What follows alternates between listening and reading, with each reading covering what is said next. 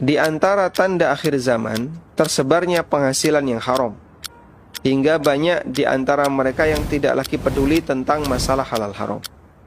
Dari Abu Hurairah radhiyallahu anhu, Nabi SAW pernah bersabda, "Ya'ti 'alan nasi zamanun la yubalil mar'u ma akhadha minhu, aminal halal am minal haram."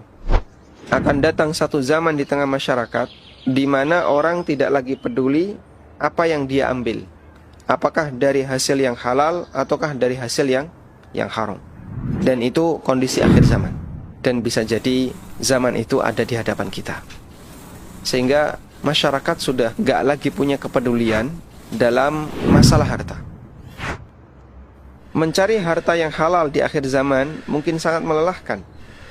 Namun Anda perlu ingat, lelah mencari yang halal bukan amal yang sia-sia. Karena itu bagian dari perjuangan hamba untuk menjaga aturan syariat dalam mencari nafkah. Karena itulah Nabi SAW menyebut orang yang bekerja untuk nafkah keluarganya terhitung amal fisabilillah. Sahabat Ka'ab bin Ujrah bercerita, suatu hari Nabi SAW dan para sahabat melihat ada orang yang kerjanya sangat tekun dan serius.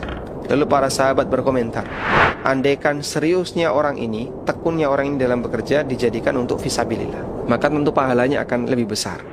Ketika mendengar komentar seperti ini, Nabi SAW langsung meluruskan, dan beliau mengatakan, in kana kharaja yas'a ala waladihi sigaran fahuwa fi sabilillah.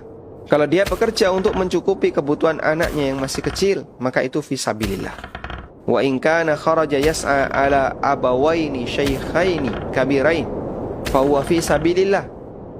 Jika dia bekerja tujuannya dalam rangka untuk memberikan nafkah bagi kedua orang tuanya yang sudah tua, itu juga fi sabilillah.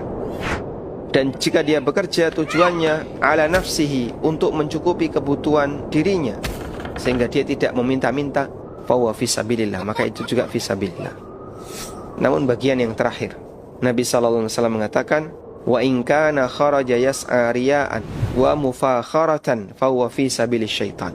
Namun jika dia bekerja karena riya dan sombong, maka itu berada di jalan setan. Orang yang bekerja karena riya dan sombong disebut oleh Nabi SAW bekerja di jalan setan.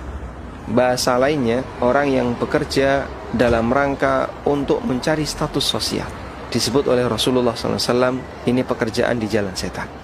Dan itu umum di masyarakat ya. Banyak orang yang mengharapkan, pokoknya kamu nanti harus jadi ini, kamu harus jadi ini, kamu harus jadi. Meskipun kita jumpai mereka ketika memperjuangkan untuk bisa bergabung di komunitas seperti ini, sampai harus jual sawah, jual lahan, sogok. Untuk bisa naik tingkatan harus juga pakai sogok. Masya Allah. Dan kita berharap kepada Allah, semoga Allah Ta'ala menyelamatkan kita dari lingkaran seperti ini.